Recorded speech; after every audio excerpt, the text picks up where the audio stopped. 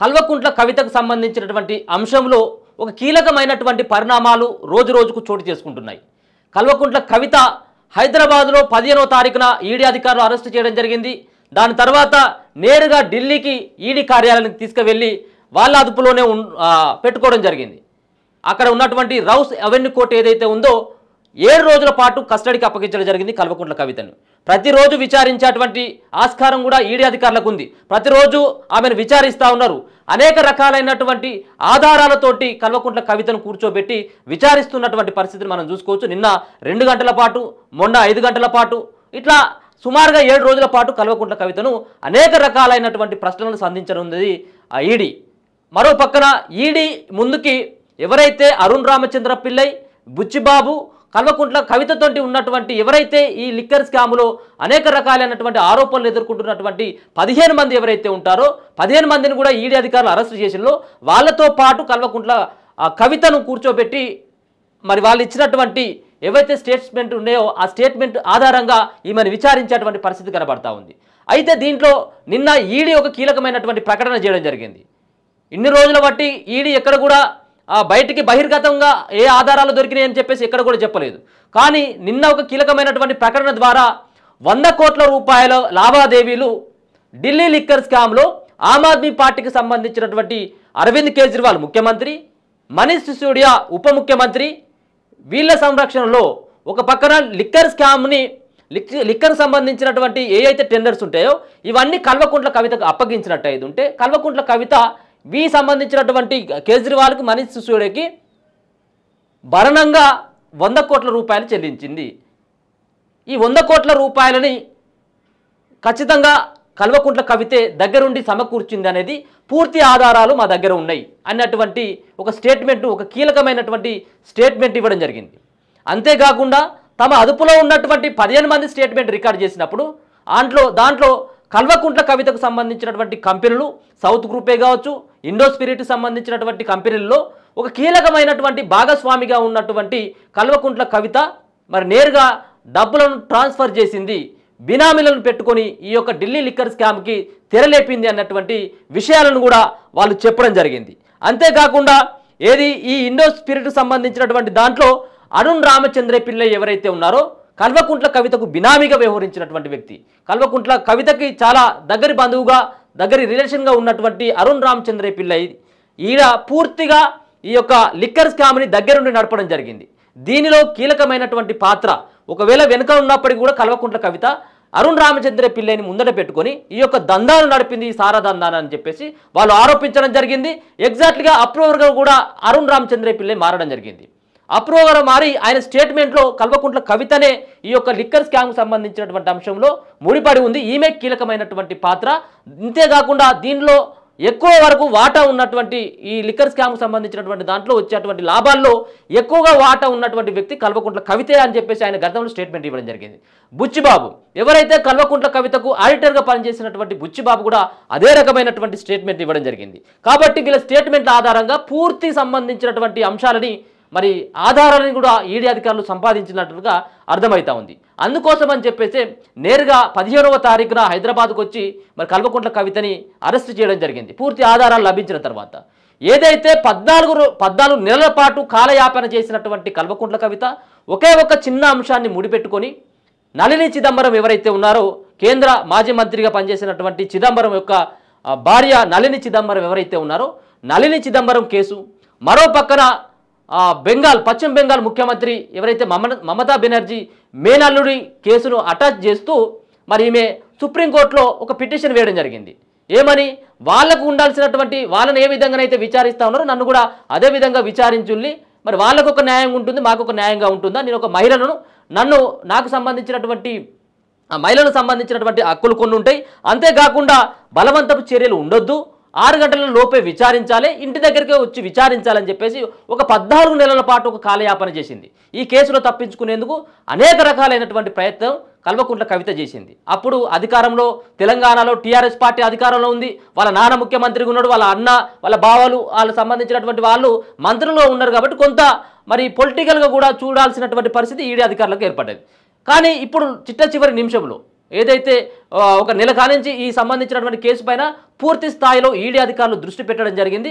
కల్వకుంట్ల కవిత చేసినటువంటి ఏదైతే money laundering సంబంధించినటువంటి అంశంలో పాల్పడింది, లిక్కర్ స్కామ్లో వందల కోట్ల రూపాయలు చేతులు మారినాయి, ఎక్కడెక్కడ మారినాయి, ఏ హోటల్లో వీళ్ళు మాట్లాడుకోవడం జరిగింది, ఎక్కడి నుంచి ఎక్కడికి డబ్బులు ట్రాన్స్ఫర్ అయినాయి, ఈ తీసుకున్నటువంటి డబ్బులు దేంట్లో పెట్టుబడులు పెట్టినటువంటి పూర్తి అంశాలను కూడా కల్వకుంట్ల కవిత చేసినటువంటి ఈ యొక్క వ్యవహారాన్ని ఈడీ అధికారులు పసిగట్టడం జరిగింది. పూర్తి ఆధారాలను కూడా సేకరించడం జరిగింది. ఈడీ అధికారులకి వారం రోజుల పాటు కస్టడీకి అప్పగించడం జరిగింది. 3 రోజులలోనే ఒక కీలకమైనటువంటి సమాచారాన్ని కల్వకుంట్ల కవిత దగ్గర నుంచి ఇక ఈడీ అధికారులు తీసుకోవడం జరిగింది.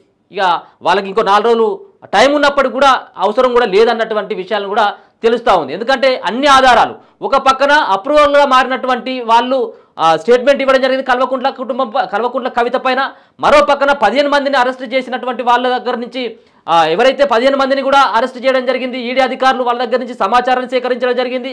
మొత్తం చాలా దేశంలో చాలా ప్రాంతాల్లో కూడా ఈడీ సోదాలు చేయడం జరిగింది. ఈ ఢిల్లీ లిక్కర్ స్కామ్ సంబంధించినటువంటి ముంబై, చెన్నై, హైదరాబాద్, ఢిల్లీ ఇట్లాంటి పరిసర ప్రాంతాల్లో చాలా దిక్కులు కూడా ఎవరెవరితో ఎక్కడెక్కడ వీళ్ళు మాట్లాడడం జరిగింది, ఈ కేసుకు ఎవరెవరికి లింకులు ఉన్నాయన్నటువంటి పూర్తి సమాచారాన్ని మరి ఖచ్చితంగా ఈడీ అధికారులు సేకరించి సుమారుగా 128 కోట్ల రూపాయలను కూడా సీజ్ చేసినటువంటి పరిస్థితి. కాబట్టి ఈ లిక్కర్ స్కామ్ని ఈడీ అధికారులు ఒక ఛాలెంజ్గా తీసుకోవడం జరిగింది. అంతేకాకుండా ఒక దేశవ్యాప్తంగా చర్చనీయాంశమైనటువంటి ఒక పక్కన ఎమ్మెల్సీ తెలంగాణలో వాళ్ళ నాన్న ముఖ్యమంత్రి అప్పుడు కేసీఆర్, ఇంకొక పక్కన ఢిల్లీ ముఖ్యమంత్రి, ఢిల్లీ ఉప ముఖ్యమంత్రి సైతం అరవింద్ కేజ్రీవాల్, మనీష్ సిసోడియా ఈ కేసులో ఇన్వాల్వ్ అవ్వడం మరి ఈడీ అధికారులకు కొంత రాజకీయ పరంగా సవాళ్లు ఎదురైనప్పటికీ ఈ కేసును ఛేదించడంలో వాళ్ళు సక్సెస్ అయ్యారని చెప్పుకోవచ్చు. కొంత కాలయాపన జరగవచ్చు, కానీ చిట్ట చివరికైతే మాత్రం ఎవరైతే దోషులు ఉన్నారో వాళ్ళను పట్టుకోవడంలో ఈడీ అధికారులు సక్సెస్ అయినట్టుగా తెలుస్తూ ఉంది. ఇక ఇంకొక పక్కన ఏదైతే కల్వకుంట్ల కవిత యొక్క అరెస్టు పైన సుకేత్ చంద్ర ఎవరైతే ఉన్నారో సుకేత్ చంద్రశేఖర్, ఈయన ఆల్రెడీ మండోలి జైల్లో శిక్ష అనుభవిస్తూ ఉన్నాడు. ఇదే లిక్కర్ స్కామ్లో కీలకమైనటువంటి వ్యక్తిగా ఉన్నాడు. ఆయనే ఒక కీలకమైనటువంటి ఒక లేఖను ఈరోజు విడుదల చేయడం జరిగింది కల్వకుంట్ల కవిత పైన. ఏదైతే కల్వకుంట్ల కవిత చేసినటువంటి ఆమె ఎక్కడెక్కడ ఆస్తులు ఉన్నాయి, ఈమె సంపాదించినటువంటి ఆస్తులు ఎక్కడెక్కడ పెట్టుబడులు పెట్టడం జరిగింది బీఆర్ఎస్ పార్టీ వాళ్ళు అనేది ఒక లేఖ ద్వారా ఒక సంచలనమైనటువంటి లేఖని సుకేత్ చంద్ర రిలీజ్ చేయడం జరిగింది. ఈమె జర్మనీలో, సింగపూర్లో, హాంకాంగ్లో ఈ 3 చోట్ల కల్వకుంట్ల కవిత ఈమె సంపాదించినటువంటి వందల కోట్ల రూపాయలను అక్కడ దాచిపెట్టిందన్నటువంటి ఒక విషయాన్ని చెప్పడం జరుగుతూ ఉంది సుకేత్ చంద్ర. మరి దీన్ని ఈడీ అధికారులు ఏ విధంగా తీసుకుంటారు, మరి సుకేత్ చంద్రతో పాటు కల్వకుంట్ల కవితను ఇద్దరు కూర్చోబెట్టి ఏమైనా విచారణ చేసేటువంటి ఆస్కారం ఉంటుందో చూడాలి. గతంలో కూడా సుకేత్ చంద్ర అక్కడ ఉండి జైల్లో ఉండి అరవింద్ కేజ్రీవాల్ ఇంట్లో కొన్నటువంటి ఫర్నిచర్ కూడా నేనే ఇవ్వడం జరిగింది, దాంట్లో ఈ లిక్కర్ స్కామ్కు సంబంధించినటువంటి పైసలే తీసుకుపోయి అక్కడ విలువైనటువంటి ఫర్నిచర్ని వాళ్ళ ఇంట్లో నేను ఇవ్వడం జరిగింది అన్నటువంటి కొన్ని వ్యాఖ్యలు. మరో పక్కన తెలంగాణ భవన్లో ఒక బెంజ్ కారులో ఉన్నటువంటి వ్యక్తికి 50 కోట్ల రూపాయలను కూడా ఇవ్వడం జరిగిందని చెప్పేసి గతంలో సంబంధించినటువంటి కార్ నెంబర్ కూడా చెప్పడం జరిగింది. దానిపైన ఎమ్మెల్సీనో లేకపోతే ఎమ్మెల్యే అన్నటువంటి ఒక స్టిక్కర్ కూడా ఉంది అని చెప్పడం జరిగింది. కాబట్టి వీటన్నిటి కనుక చూసినట్టయితే ఉంటే సుకేత్ చంద్ర ఇస్తున్నటువంటి ఏవైతే లేఖలు ఉన్నాయో ఆ లేఖలు కూడా నిజం ఉంది అని చెప్పేసి అయితే తెలుస్తూ ఉంది. ఈ సంబంధించినటువంటి సుకేత్ చంద్ర విడుదల చేసినటువంటి లేఖ నేపథ్యంలో ఆయనను ఏ విధంగా విచారిస్తారు అనేది కూడా మనం చూడాల్సినటువంటి అంశం. అంతేకాకుండా కోడ్ భాషలో వీళ్ళు మాట్లాడేది, కోడ్ భాషలో వీళ్ళు చాటింగ్ చేసుకునేది కల్వకుంట్ల కవిత అలాగే సుకేత్ చంద్రశేఖర్ ఎవరైతే ఉన్నారో ఈ లిక్కర్ స్కామ్ సంబంధించినటువంటి అంశాన్ని స్క్రీన్ షాట్లు కూడా రిలీజ్ చేయడం జరిగింది. సుకేత్ చంద్ర కవితతో చేసినటువంటి చాటింగ్, లిక్కర్ స్కామ్లో ఉన్నటువంటి అరవింద్ కేజ్రీవాల్ తోటి, మరో పక్కన మనీష్ సిసోడియా తోటి వీళ్ళు ఒక కోడ్ లాంగ్వేజ్లో చేసుకునేది చాటింగ్. ఏమని? నెయ్యి డబ్బాలని, 10 నెయ్యి డబ్బాలంటే 10 కోట్ల రూపాయలు, 20 నెయ్యి డబ్బాలు అయితే 20 కోట్ల రూపాయలు. ఇక నెయ్యి డబ్బాలు ఆల్రెడీ చేరినాయి, నెయ్యి డబ్బాలు ఆల్మోస్ట్ రన్నింగ్లో ఉన్నాయి, ఇట్లాంటి నెయ్యి డబ్బాలని ఆల్రెడీ ఇచ్చేసిన నేను అంటే ఇట్లాంటి కోడ్ను వాడి ఎవరికి అనుమానం రాకుండా ఈ యొక్క లిక్కర్ స్కామ్ని మరి నడిపినట్టుగా స్పష్టంగా అర్థమవుతుంది. వీటన్నిటిని స్క్రీన్ షాట్లని మరి సుకేత్ చంద్రశేఖర్ మరి జైల్లో ఉన్నటువంటి మండోలి జైల్లో ఉన్నటువంటి సుకేత్ చంద్రశేఖర్ బయట పెట్టడం జరిగింది. లిక్కర్ కుంభకోణంలో నిజం రుజువైంది అని చెప్పేసి కల్వకుంట్ల కవిత అరెస్టు అవ్వడాన్ని ఆయన సంతోషంగా ఆయన లేఖ ద్వారా చెప్పినట్టుగా తెలుస్తూ ఉంది. చూద్దాం మరి ఆ లేఖ ద్వారా ఈయన చేసినటువంటి ఏదైతే విడుదల చేసినటువంటి లేఖ నేపథ్యంలో ఈడీ అధికారులు ఏ విధంగా చర్యలు తీసుకుంటారు. ఇంకొక 4 రోజుల పాటు కల్వకుంట్ల కవితకు సంబంధించినటువంటి ఈడీ విచారణ కూడా ఇంకొక 4 రోజుల పాటు విచారణ చేసేటువంటి ఆస్కారం కనబడతా ఉంది. ఒక పక్కనేమో లిక్కర్ స్కామ్లో 7 ఏళ్ల వరకు జైలు శిక్ష పడేటువంటి అవకాశం ఉంటుంది, బెయిల్ రాదు అని చెప్పేసి కొంతమంది అడ్వకేట్లు చెప్తా ఉంటే చూద్దాం ఈ లిక్కర్ స్కామ్ సంబంధించినటువంటి దాంట్లో మరి ఎవరికి ఏ శిక్ష పడుతుంది అనేది కూడా మనం చూడాల్సినటువంటి పరిస్థితి. అంతేకాకుండా ఈ లిక్కర్ స్కామ్లో ఎంతమందికి సంబంధం ఉంది, దీంట్లో ఎంతమంది అరెస్ట్ అయ్యిండ్రు అనేది కూడా పూర్తి వివరాలను ఈడీ అధికారులు ఇవ్వడం జరిగింది. ఇక చివరిగా ఈ యొక్క లిక్కర్ స్కామ్లో చివరి వ్యక్తి ఎవరైనా ఉన్నారు మిగిలి అరెస్ట్ కాకుండా విచారణ ఎదుర్కోకుండా ఉన్నది ఎవరైనా అని మనం అనుకుంటే అక్కడ కేవలం ఢిల్లీ ముఖ్యమంత్రి అరవింద్ కేజ్రీవాల్ మాత్రమే మిగిలిపోయాడు. అరవింద్ కేజ్రీవాల్ పైన కూడా రేపో మాపో మళ్ళీ ఈడీ అధికారులు ఆయనను కూడా సమాన్లు జారీ చేయడం జరిగింది. 9-10 సార్లు ఈడీ అధికారులు సమాన్లు జారీ చేయడం జరిగింది.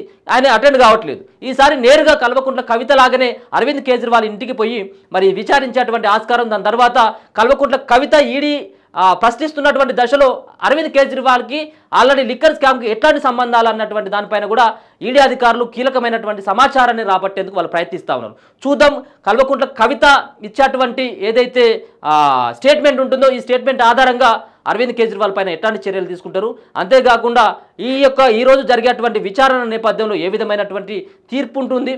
ఒక పక్కన ఆమెను ఎందుకు అరెస్ట్ చేసిండ్రు అని చెప్పేసి ఆమె ఏదైతే కోర్టును ఆశ్రయించిందో దీనిపైన తీర్పు వచ్చేటువంటి అవకాశం ఉంటుంది.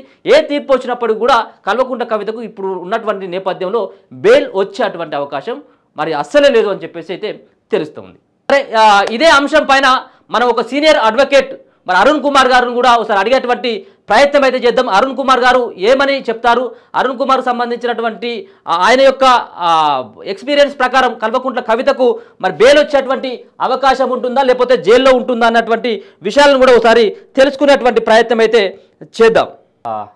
ఇది కల్వకుంట్ల కవితకు సంబంధించినటువంటి మొదటి పిటిషన్ ఏదైతే ఉందో అంటే మహిళలను ఇంటి దగ్గరనే విచారించాలి, అంతేకాకుండా మహిళలకి 6 దాటిన తర్వాత విచారించకూడదని చెప్పేసి గతంలో ఆమె నళిని చిదంబరంకు సంబంధించినటువంటి వాళ్ళ భార్యది అటాచ్ చేస్తూ ఆమె కోర్టును ఆశ్రయించడం జరిగింది.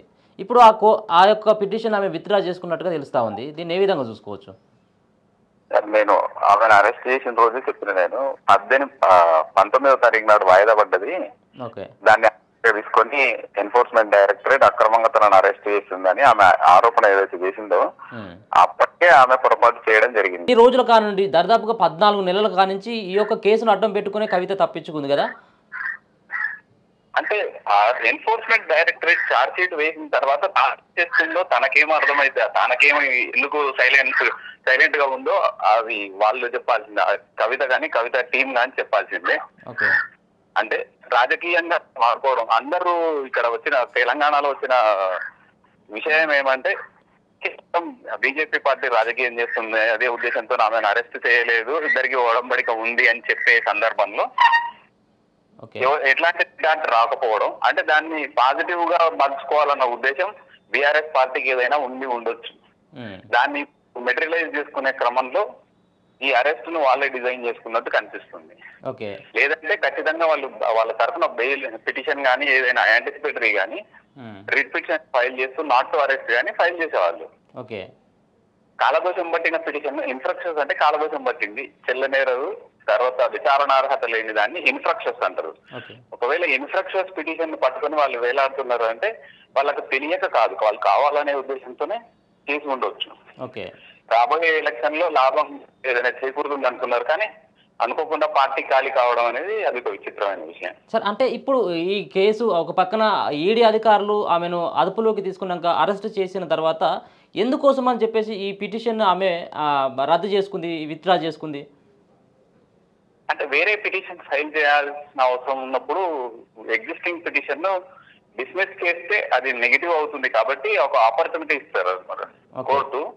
మీరు దాన్ని విత్డ్రా చేసుకుంటారా మమ్మల్ని కొట్టేయమంటారా అని అడుగుతారు. కొట్టేయించుకునే దానికంటే కూడా విత్డ్రా చేసుకోవడం ఉత్తమం కాబట్టి లిబర్టీ తీసుకుంటారు అనమాట. ఖచ్చితంగా ఆ స్వేచ్ఛ మళ్ళీ ఫైల్ చేసుకునే స్వేచ్ఛ ఇవ్వండి అని రిక్వెస్ట్ చేసే సందర్భంలో మాత్రమే కోర్టులు అవకాశం ఇస్తాయి. అంటే ఒకవేళ తాను ఈరోజు విత్డ్రా చేసుకోకపోయినప్పుడు కూడా ఇలా కోర్టు సంబంధించిన మొదటి పిటిషన్ కొట్టేసేదా ఈరోజు? ఇన్ఫ్లుయెన్స్ చెల్లనేరదు, అది అనుమానితురాలుగా పోయింది కాబట్టి అనుమానితురాలు కాదు, ఎంత మేరకు అనుమానితురాలు కాదు. ఆ ఛార్జ్ షీట్ ను కూడా అదర్ సైడ్ ఈ ఎన్ఫోర్స్మెంట్ డైరెక్టరేట్ అడ్వకేట్లు కోర్టు ముందు పెట్టే అవకాశం ఉంటుంది, దాన్ని డిస్మిస్ చేసుకునే అవకాశం కూడా ఉంటుంది.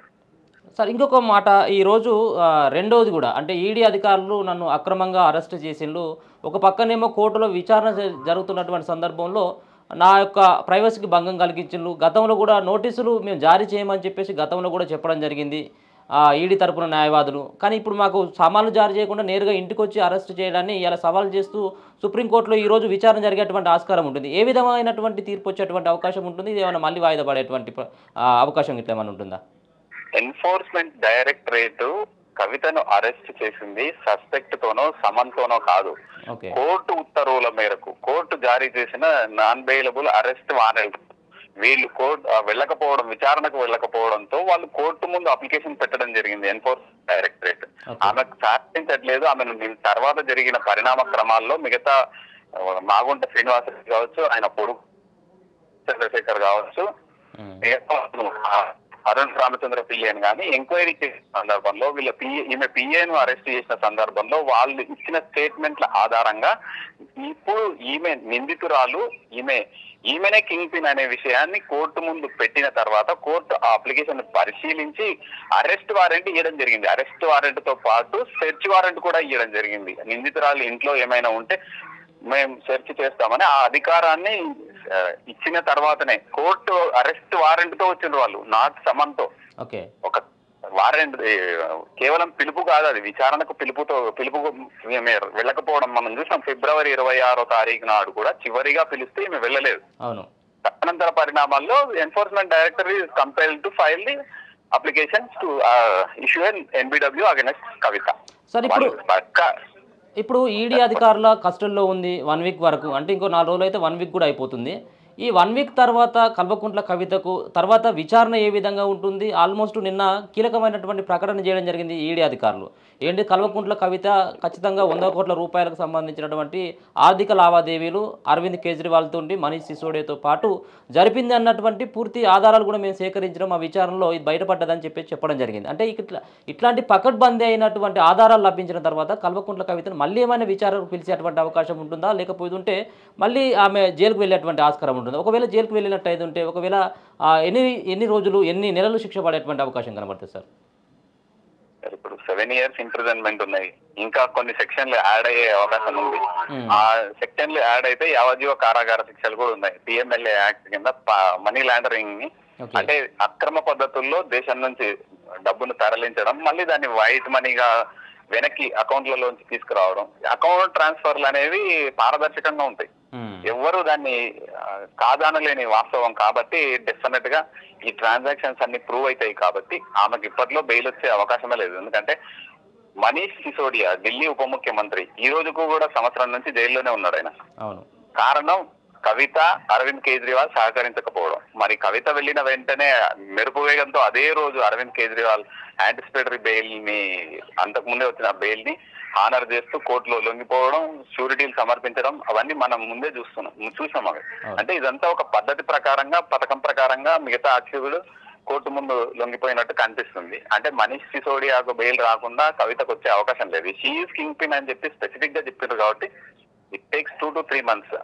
ఎలక్షన్ల వరకు, రిజల్ట్ వచ్చేంత వరకు కూడా మాకు బెయిల్ రాకపోవచ్చు అని నేను భావిస్తున్నాను. ముందు మనీష్ సిసోడియా లైన్ లో ఉన్నారు. మాజీ ఉప ముఖ్యమంత్రికి రాని బెయిల్ కేవలం ఒక ఎమ్మెల్సీకి ఏ విధంగా వస్తుంది? ఎక్స్ట్రా ప్రివిలేజ్ అనేది ఎట్లా ఉండదు. ఇట్లాంటి కేసుల్లో ప్రివిలేజెసే ఉండవు.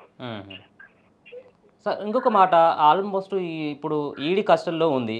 గతంలో సిబిఐ కూడా నోటీసులు జారీ చేయడం జరిగింది, సిబిఐ కూడా విచారించడం జరిగింది.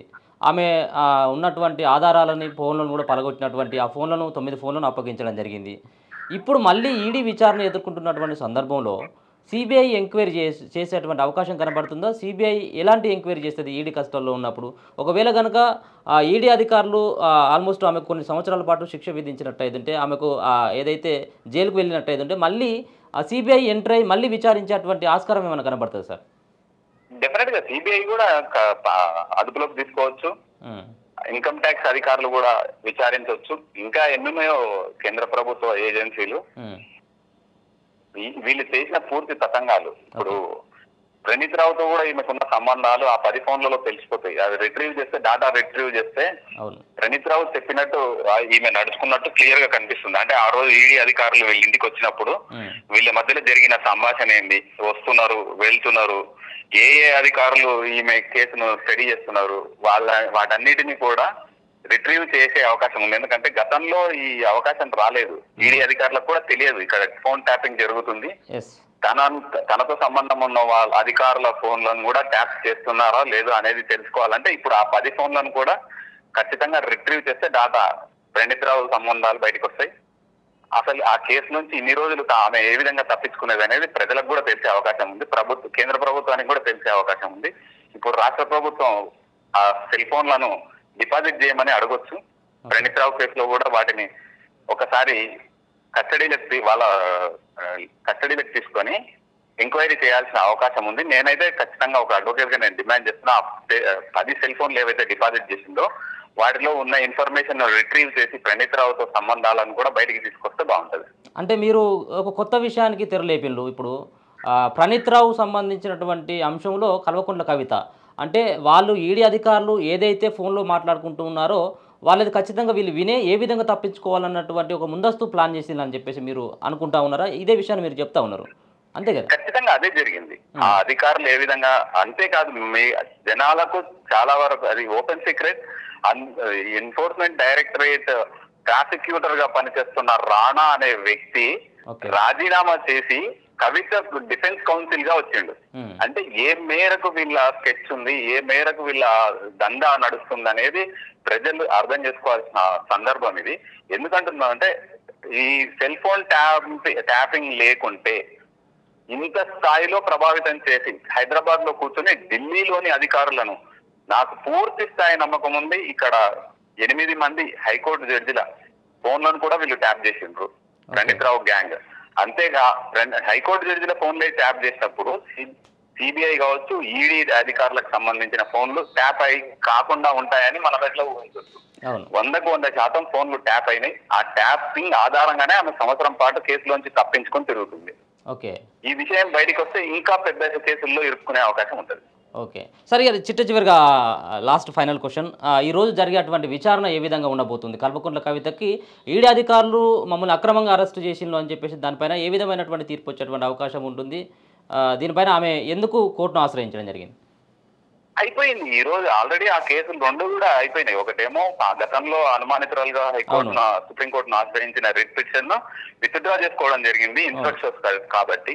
వాళ్ళు ఆల్రెడీ ఫైల్ చేసిన కేసులో ఒక కేసు పెండింగ్ గా ఉంది, పెండింగ్ లో ఉండగా అరెస్ట్ చేసిండ్రు అని చెప్తే అది డిఫెక్టివ్ గా ఉంది, అరెస్ట్ చేసింది కాబట్టి అది కూడా రిటర్న్ చేయడం జరిగింది. అది రీసబ్మిట్ చేసుకోవాల్సి వస్తుంది. చీఫ్ జస్టిస్ ఆఫ్ ఇండియా ఆయన ముందు సుప్రీంకోర్టు ముందు మెన్షన్ చేస్తామని చెప్పి వాళ్ళు చెప్తున్నారు. కానీ ఒకవేళ అది లైన్ లోకి వచ్చినా కానీ ఈ రోజు అయితే సుప్రీంకోర్టులో కవితకు సంబంధించిన కేసులన్నీ అయిపోవడం జరిగింది. ఇంకో ఎంక్వైరీ అనేది లేదు. Okay sir, thank you so much. ఇది ఏదైతే చెప్తా ఉన్నటువంటి మాట అడ్వకేట్ గారు, ఎట్టి పరిస్థితుల్లో కూడా ఇది ఒక కీలకమైనటువంటి అంశాన్ని కూడా చెప్పడం జరిగింది. ఏదైతే ఈడీ అధికారులు ఫోన్లు మాట్లాడినటువంటి మాటలు కానీ, మరో పక్కన అడ్వకేట్స్ లాయర్లు వీళ్ళందరూ కూడా మాట్లాడేటువంటి మాటలను కూడా ఆమె విని ఇన్ని రోజులు పట్టి తప్పించుకుంది అన్నటువంటి విషయాలను కూడా అరుణ్ కుమార్ గారు మరి సీనియర్ అడ్వకేటు చెప్తున్నటువంటి మాట. అయితే ఈ యొక్క సంబంధించినటువంటి కల్వకుంట్ల కవిత వేసినటువంటి 2 పిటిషన్లు కూడా ఒక పక్కన మొదటి పిటిషన్ ఏదైతే మహిళలని ఇంటి దగ్గరనే విచారించాలి, 6 గంటల లోపు విచారించాలి, మహిళలకు సంబంధించినటువంటి వాటిని కూడా భంగం కలిగించకూడదు అని చెప్పేసి మరి బలవంతపు చర్యలు కూడా తీసుకోకూడదు అని చెప్పేసి గతంలో ఏదైతే సుప్రీంకోర్టును ఆశ్రయించి 14 నెలల పాటు ఈ కేసులో తప్పించుకున్నటువంటి కల్వకుంట్ల కవిత ఆ యొక్క కేసును ఆమె ఉపసంహరించుకోవడం జరిగింది. ఎట్లాగూ ఒకవేళ తాను ఉపసంహరించకపోకున్నప్పటికీ కూడా ఖచ్చితంగా కల్వకుంట్ల కవిత యొక్క పిటిషన్ని ఈరోజు సుప్రీంకోర్టు కొట్టేసేటువంటి ఆస్కారం ఉండేది. ఒకవేళ తాను కొట్టేసేటువంటి బదులు అంటే సుప్రీంకోర్టులో అక్కడ ఉన్నటువంటి జడ్జి ఈ కేసు ఎటు కూడా పనికి రాదు అని చెప్పేసి కొట్టేస్తే ఉన్నటువంటి ఇజ్జత్ కూడా పోతుంది అన్నటువంటి ఆలోచనతోటి వాళ్ళంతటా వాళ్ళే అక్కడ ఉన్నటువంటి అడ్వకేట్లు కల్వకుంట్ల కవితకు సంబంధించినటువంటి లీగల్ అడ్వైజర్స్ చెప్పినటువంటి దాంతో కల్వకుంట్ల కవిత మరి వాళ్ళ యొక్క వేసినటువంటి పిటిషన్ ఆమె రద్దు చేసుకోవడం జరిగింది. ఇక ఇంకొక పక్కన ఇంకొక కేసు కూడా మరి నిన్న వేసినటువంటి కేసు ఈడీ అధికారులు నన్ను బలవంతంగా హైదరాబాద్లో అరెస్ట్ చేసి ఢిల్లీకి తీసుకురావడం జరిగింది. వాళ్ళ దగ్గర ఎట్లాంటి సాక్ష్యాలు లేవు, అయినప్పటికీ కూడా నేను అసలు ఎక్కడ కూడా ఈ సారదందాలో ఇన్వాల్వ్ కాలేదు, అయినప్పటికీ కావాలని చెప్పేసి నన్ను ఇరికించేటువంటి ప్రయత్నం చేస్తున్నారు అనేది నిన్న సుప్రీంకోర్టులో కేసు వేయడం జరిగింది. దాన్ని ఈరోజు విచారణ జరుగుతుంది. ఈ కేసు కూడా కొట్టేసేటువంటి ఆస్కారం కనపడుతుందని చెప్పేసి అయితే చెప్తా ఉన్నారు అడ్వకేట్ అరుణ్ కుమార్ గారు. చూద్దాం దీంట్లో ఏ విధమైనటువంటి తీర్పు వస్తుంది. అంతేకాకుండా కల్వకుంట్ల కవిత చేసినటువంటి ఒక కొత్త కోణాన్ని ఇలా అడ్వకేట్ అరుణ్ కుమార్ గారు చెప్తా ఉన్నారు. ఫోన్ల ట్యాపింగ్ సంబంధించినటువంటి అంశంతో కల్వకుంట్ల కవిత ముడిపడి ఉంది. అయితే ఎప్పుడు విచారణ చేయాలి, ఏ విధంగా విచారణ చేయాలి, కల్వకుంట్ల కవితకు సంబంధించినటువంటి ఏ ఆధారాలు దొరికినాయి అని చెప్పేసి వాళ్ళు ఎవరైతే అధికారులు ఈడీ అధికారులు ఫోన్లో మాట్లాడుతున్నటువంటి మాటలను కూడా కల్వకుంట్ల కవిత ప్రణీత్ రావుతో కలిసి ఇప్పుడు దొరికినటువంటి ఒక దొంగ ఉన్నాడు కదా ఈ ఫోన్ ట్యాపింగ్లో సంబంధించినటువంటి అంశంలో, ఆ దొంగతో పాటు ఇక్కడ కల్వకుంట్ల కవితకు పూర్తి సమాచారాన్ని ప్రణీత్ రావు చేరవేసిండు. అంతేకాకుండా జడ్జిలు మాట్లాడుకున్నటువంటి మాటలను కూడా ఏ విధమైనటువంటి తీర్పు ఇస్తే బాగుంటుంది, కల్వకుంట్ల కుటుంబం చేసినటువంటి దొంగతనం ఏంటిది అనేది పూర్తి సంబంధించినటువంటి వాళ్ళు ఏదైతే మాట్లాడుకుంటారో ఆ మాటలను విని దాని తర్వాత మనం ఎట్లాంటి సంబంధించినటువంటి నిర్ణయాలు తీసుకోవాలనేది ముందుగానే వీళ్ళు డిసైడ్ చేసుకున్నట్టుగా స్పష్టంగా అర్థమవుతా ఉంది. దీన్నే అరుణ్ కుమార్ గారు చెప్తున్నటువంటి మాట. చూద్దాం మరి కల్వకుంట్ల కవితకు ఇప్పటికే ఉచ్చు బిగిసినట్టుగా తెలుస్తూ ఉంది. ఆమె తప్పించుకున్నటువంటి పరిస్థితి కూడా లేదు. మొత్తానికి ఉన్నటువంటి అన్ని దారులు కూడా మూసుకుపోవడం జరిగింది. మొత్తానికి అడ్వకేట్లు కూడా కవిత తరపున ఉన్నటువంటి అడ్వకేట్లు కూడా చేతులెత్తేసేటువంటి పరిస్థితికి వచ్చింది. ఎందుకంటే దాంట్లో పూర్తి ఆధారాలని ఈడీ ముందు పెట్టడం జరిగింది. నేను ఒక కీలకమైనటువంటి ప్రకటన చేసింది కాబట్టి చూద్దాం కల్వకుంట్ల కవితకు ఏ విధమైనటువంటి శిక్ష పడుతుంది, బెయిల్ వస్తుందా, జైలుకి వెళ్తుంది అనేది కూడా మరికొద్ది రోజుల్లో అంటే ఇంకొక 3-4 రోజులలో తెలిసేటువంటి ఆస్కారం అయితే కనబడతా ఉంది.